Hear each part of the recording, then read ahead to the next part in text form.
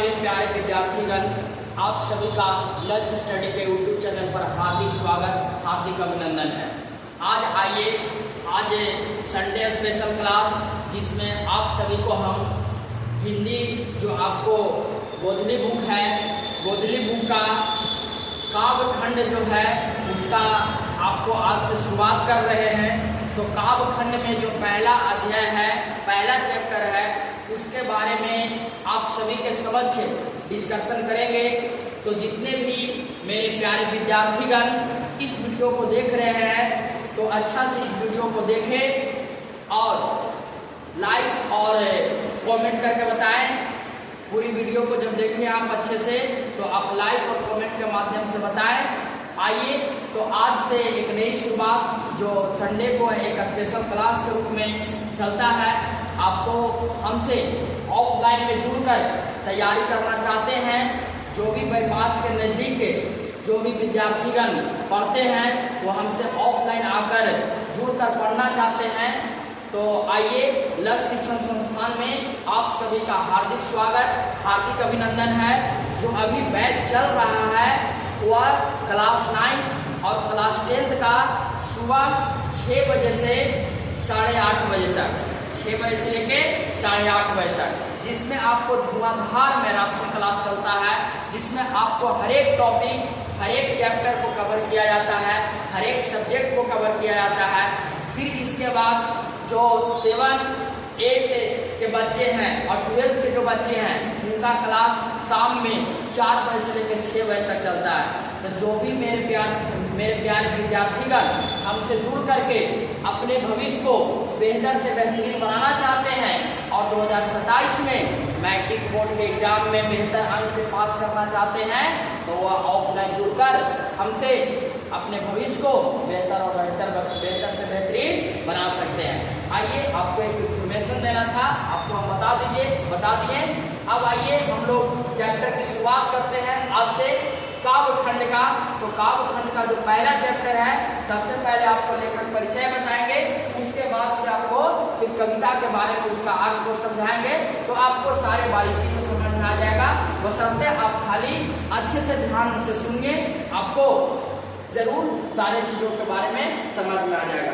तो आइए शुरू करते हैं। तो देखिए, इसमें जो पहला चैप्टर आपका काव्य खंड का है, तो काव्य खंड में पहला चैप्टर में जो लिखा गया है कि राम नाम बिनु बिरथे जग जन्मा, राम नाम बिनु बिरथे जग जन्मा, जो नर दुख में दुख को नहीं माने, जो नर दुख में दुख को नहीं माने। ये आपका पहला चैप्टर जो है काव्य खंड का है।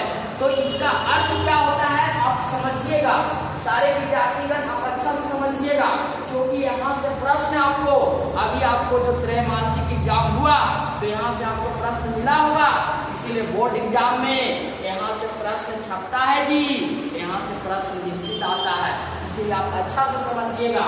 तो आइए, कह रहा है कि राम नाम बिनु बिरथे जग जन्मा, मतलब राम नाम के बिना इस जगत में जन्म जो है व्यर्थ माना जाता है।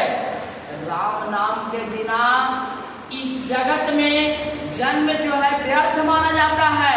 राम नाम के बिना इस जगत में जन्म क्या माना जाता है? व्यर्थ माना जाता है। मतलब राम नाम के बिना इस जगत में जन्म क्या है? व्यर्थ माना जाता है। मेरे प्यारे विद्यार्थीगण, क्या माना जाता है? व्यर्थ माना जाता है।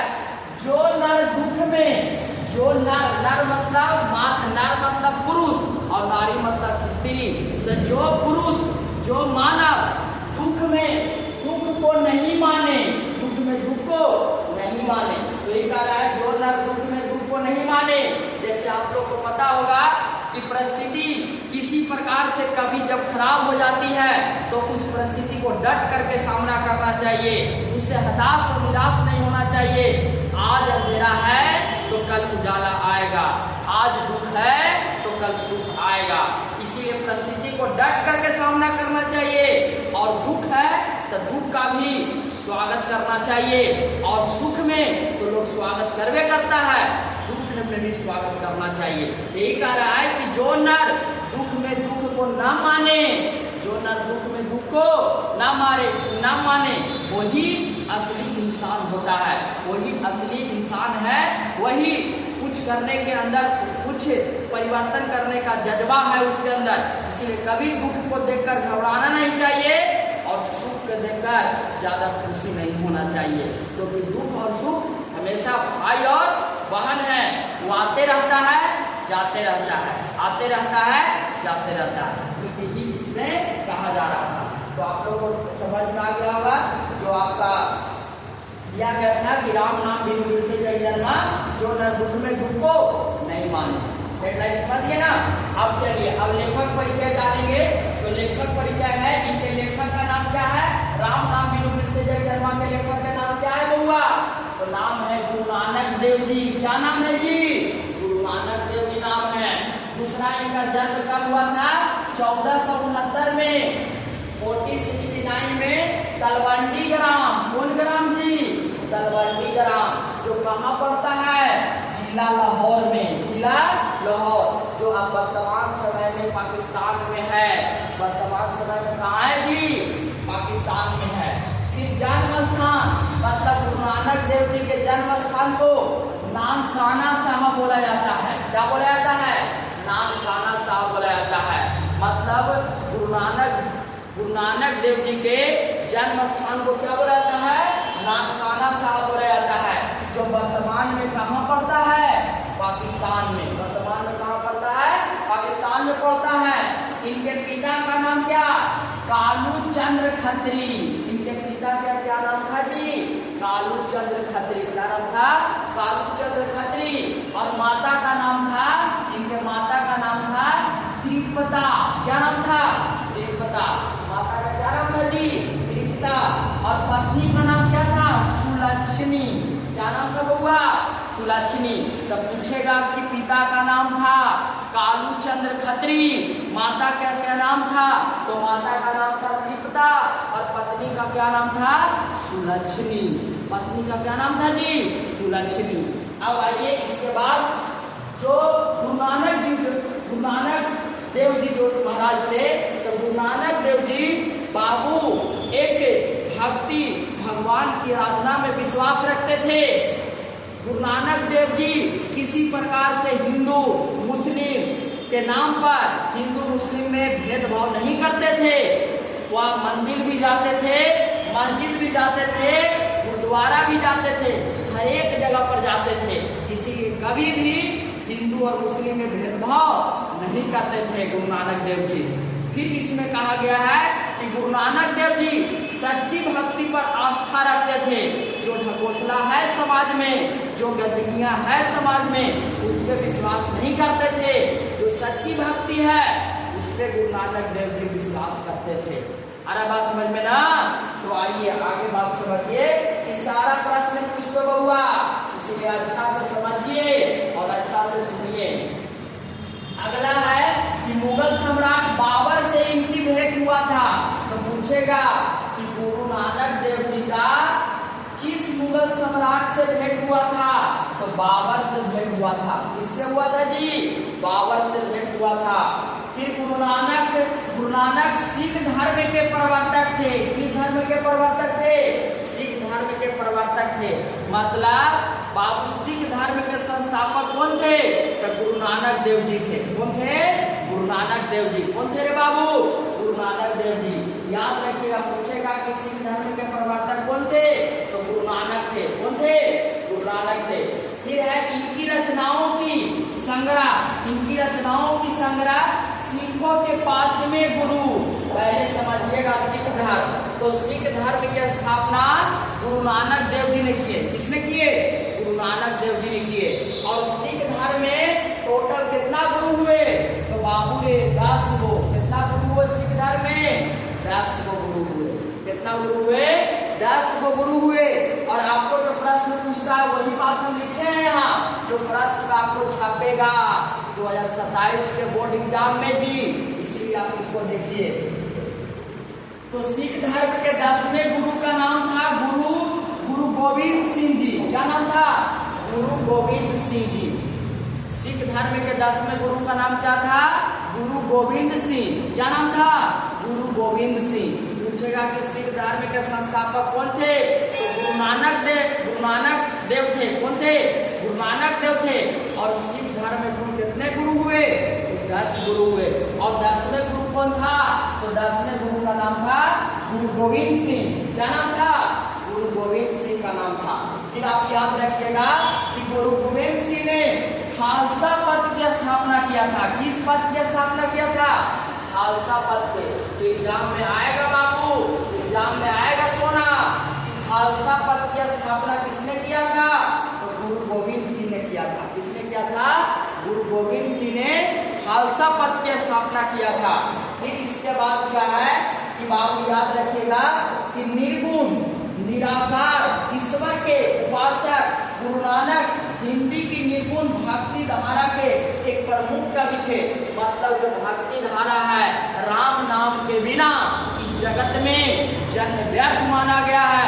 जो बाबू भक्ति में विलीन हो जाता है उसके महान कवि के रूप में जाना जाता है गुरु नानक देव जी को। किनको जाना जाता है? गुरु नानक देव जी को। जैसे आपको पता है निर्गुण सुनते होंगे कि वो नदी के तीरे चल गए, कैसे तो गाता है ना जी। तो वही बात जो है निर्गुण, तो निर्गुण के प्रमुख कवि के रूप में, भक्ति धारा के प्रमुख कवि के रूप में जाने जाते हैं।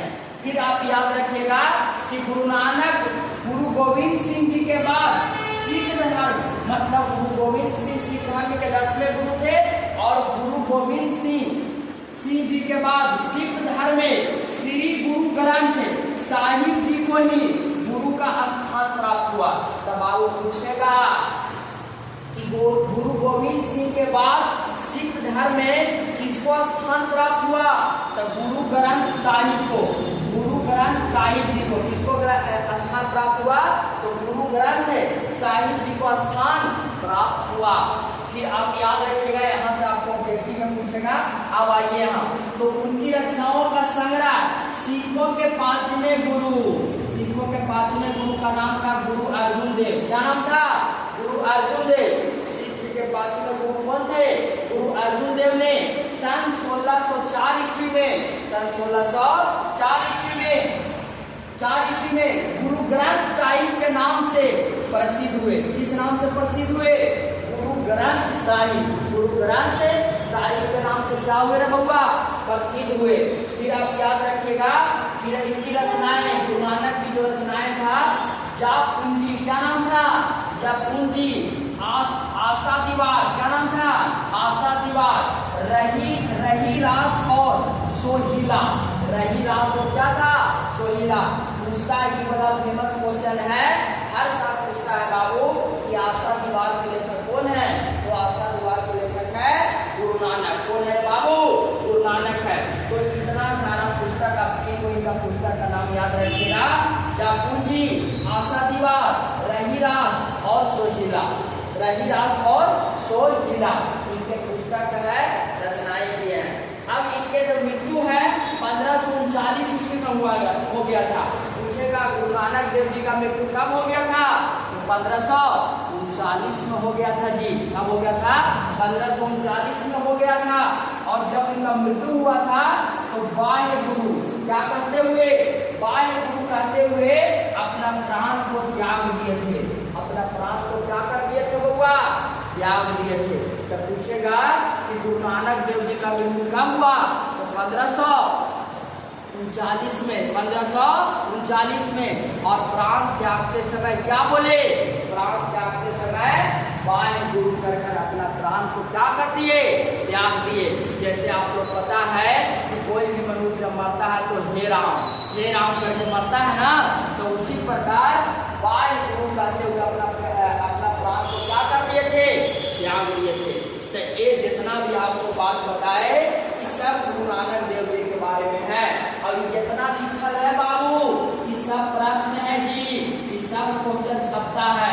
तो एक बार अच्छा से आप स्क्रीनशॉट ले लीजिए, आपको कॉपी में नोट कर लीजिएगा। जब आपको बोर्ड एग्जाम होगा ना तो यहाँ से देखिएगा, पूरा मनी प्रश्न मिलेगा, एकदम पूरा यहीं से मिलेगा। इसीलिए इसको अच्छा से नोट कर लीजिए।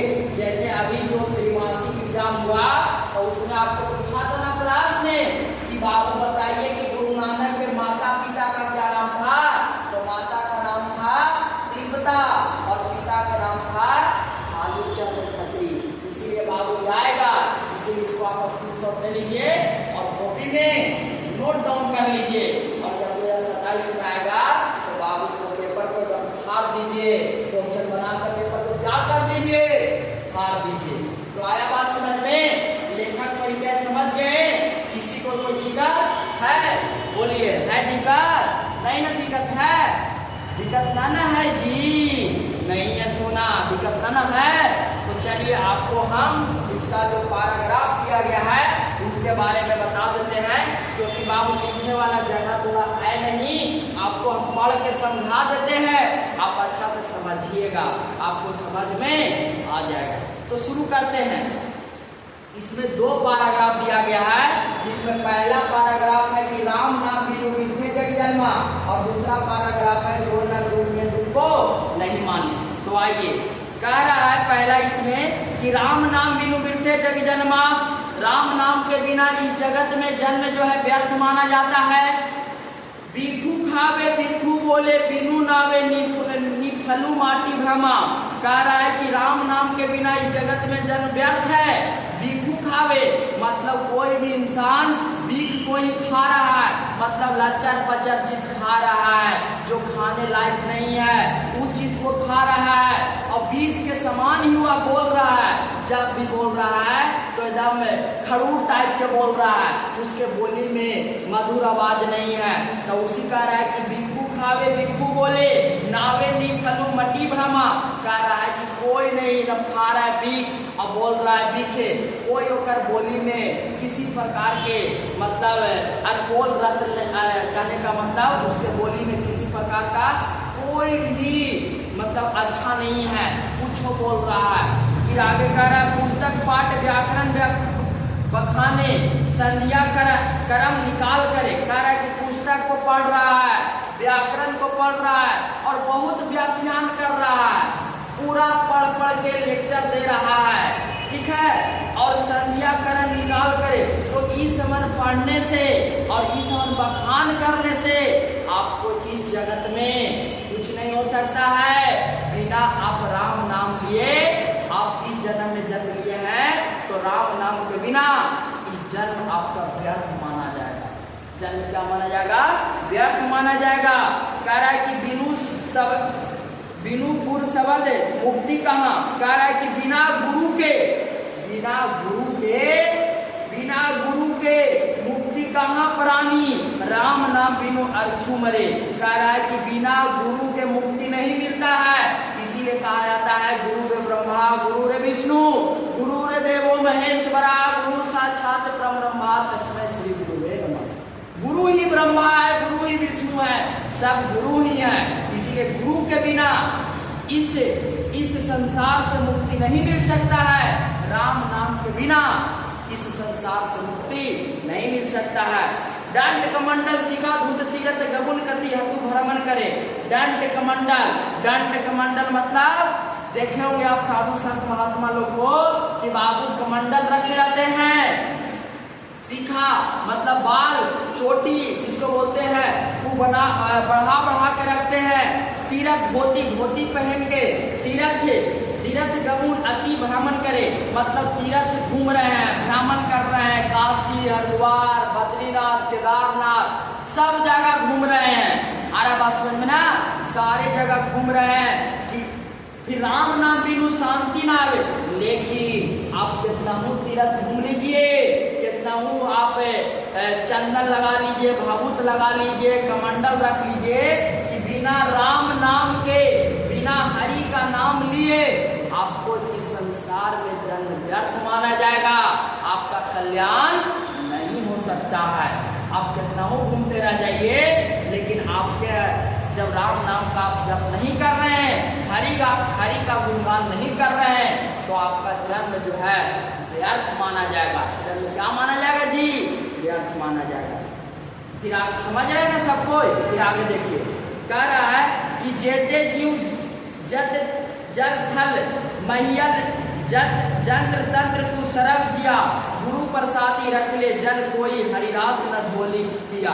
कहने का मतलब आप इस जगत में जल है, थल है, तंत्र है, मंत्र है, कितना भी चीज है, जितना भी सब चीज है, लेकिन गुरु प्रसादी रख ले, जन को हरिदास न झोली पिया। कहने का मतलब बिना गुरु के कृपा के और बिना गुरु के दीक्षा के, बिना गुरु के प्रसादी के इस हरिदास कहने का मतलब राम नाम के बिना इस जगत में जन्म क्या माना जाता है? व्यर्थ माना जाता है। क्या माना जाता है जी? व्यर्थ माना जाता है। तो आया आपको समझ में? पहला पैराग्राफ आपका कंप्लीट हो गया, ठीक ना? समझ में आया ना जी? बोला सुना, कोई दिक्कत ना?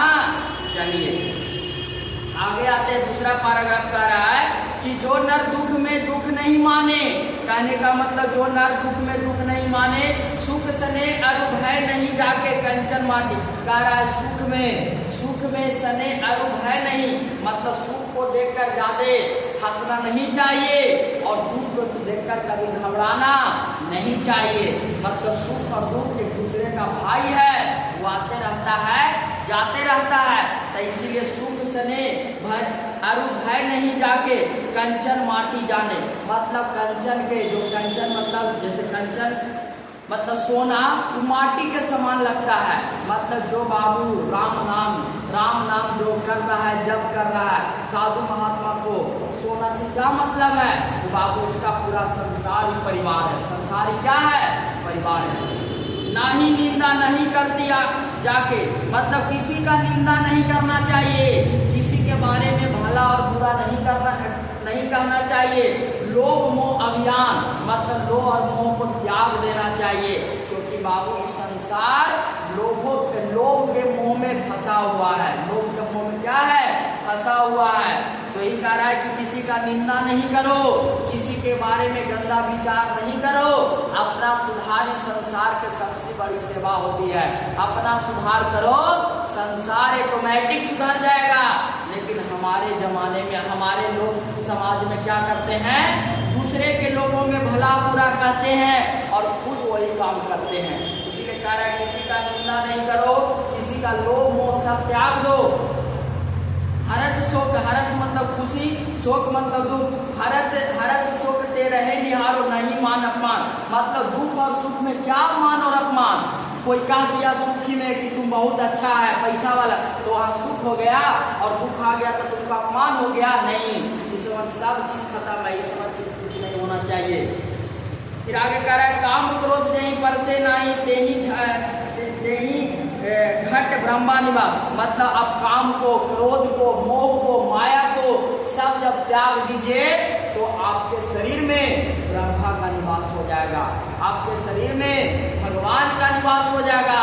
तो भगवान उन्हीं के पास जाते हैं जिनके मन में छल कपट मोह माया क्रोध ये सब नहीं रहता है। उसी का उसी के शरीर के अंदर भगवान का निवास होता है, ब्रह्मा का निवास होता है। गुरु कृपा जो ही पर पे इन्हीं दिन या जुगती पिछानी नानक लीन भयो गोविंद सो पानी संग पानी। कह रहा है कि जिस पे गुरु का कृपा हो जाता है ना, इस जगत में बाबू श्रेष्ठ बन जाता है। उस जगत में क्या बन जाता है? श्रेष्ठ बन जाता है। नानक लीन भयो गोविंद सो पानी संग पानी, मतलब भगवान में जो व्यक्ति लीन हो जाता है, जिस प्रकार पानी में पानी को मिला देते हैं, जिस प्रकार दूध में पानी को मिला देते हैं, तो उसको अलग नहीं कर सकते हैं। उसी प्रकार भक्त बिना भगवान अधूरे हैं और भगवान बिना भक्त अधूरे हैं। तो कह रहा है कि जो भगवान में लीन हो जाता है वह पानी के पानी संग पानी, मतलब पानी के समान हो जाता है, पानी के तरह लीन हो जाता है। क्योंकि एक पानी में दूसरे पानी को मिलाने से आप अलग नहीं कर सकते हैं। उसी प्रकार भक्त भगवान में लीन हो जाता है, ठीक है। और लीन होने के बाद भगवान का गुणगान गाता है। तो यही बात गुरु नानक जी दोनों पंक्तियां में बताएं। अरे बात समझ में ना? तो आपका चैप्टर जो है समाप्त हो गया। आपका जो प्रश्न दिया गया है आपको सारा प्रश्न बन जाएगा। जैसे पहला प्रश्न कह रहा है कि कभी किसके बिना जगत में जन्म व्यर्थ मानते हैं, तो कभी राम नाम के बिना इस जगत में जन्म को व्यर्थ मानते हैं। अब ये न बताएं जी बना कि नहीं बना। दूसरा, वाणी का बीज के समान हो जाता है। जब भगवान के बिना किसी दूसरे दूसरे चीज का नाम लेते हैं तो वाणी जो है विष के समान हो जाता है। मतलब राम के बिना वाणी किसके समान हो जाता है? विष के समान हो जाता है। आप लिख लीजिएगा सारा। नाम कीर्तन के आगे तीसरा प्रश्न है कि नाम कीर्तन के आगे कवि किन कर्मों की व्याख्या सिद्ध करते हैं? तो कह रहे हैं कि नाम कीर्तन के आगे राम नाम की व्याख्या का कीर्तन करते हैं। मतलब राम नाम का जप करने के बाद हमारा जन्म जो है अच्छा हो जाता है, लेकिन बिना राम नाम के जन्म व्यर्थ माना जाता है। हरिदास से कवि का क्या अभिप्राय है? तो हरिदास से राम नाम का अभिप्राय है। कवि की दृष्टि में ब्रह्मा का निवास कहाँ है? तो कवि की दृष्टि में अभी न बताएं कि कवि की दृष्टि में ब्रह्मा का निवास जिसके अंदर मोह लोभ छल कपट नहीं है, उसी व्यक्ति के शरीर के अंदर ब्रह्मा का निवास होता है। ये प्रश्न संख्या 6 था। 7वां प्रश्न कह रहा है कि गुरु की कृपा किस युक्ति की पहचान करवाती है? तो गुरु की कृपा से राम नाम की युक्ति की पहचान करवाती है। राम नाम का युक्ति की क्या करवाती है? पहचान करवाती है। तो आपको 7 को प्रश्न था, 7 प्रश्न आपको हम करवा दिए, आपको लेखन परिचय करवा दिए, आपको बाबू दोनों पंक्ति का सारांश बता दिए। आपको अच्छा लगा होगा वीडियो को तो लाइक करें और चैनल को भी सब्सक्राइब कर दें और वीडियो को शेयर करें ज़्यादा से ज़्यादा और आप सपोर्ट कीजिए। आपको हम गारंटी के साथ बताते हैं कि बाबू जितना हम पढ़ा रहे हैं ना, हमारे यहाँ थोड़ा सा सिस्टम कम है, लेकिन आपको बाबू कंटेंट आपको हम कम नहीं बता रहे हैं। इसीलिए वीडियो को लाइक कीजिए, सब्सक्राइब कीजिए। फिर आपको हम नेक्स्ट वीडियो में मिलेंगे और सारा काव्यखंड का आपको वीडियो बनाकर आपके समझ लाएंगे। तो आपको कैसा वीडियो लगा आप कमेंट करके जरूर बताएं। जय हिंद।